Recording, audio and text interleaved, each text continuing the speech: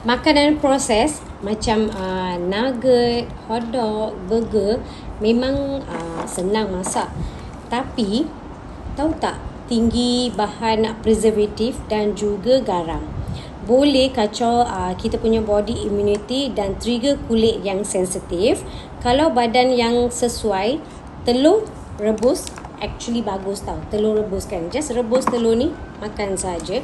Kaya dengan protein, biotin yang bantu kulit dan juga rambut sihat. Tapi jangan lupa, it's depend on the body immunity masing-masing. Okay, it's individual. Kulit yang sensitif perlukan perhatian luar juga, sebab itulah kita buat sabun Arudan Paca dan juga Osana Oil, dan kita ada shampoo juga untuk rutin harian.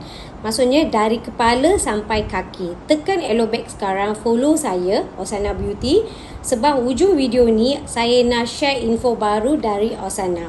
So avoid satu and eat satu. Okay, setiap hari saya bagi formula kita punya tips lah. So siapa tak dapat follow sekarang boleh follow juga. Thank you.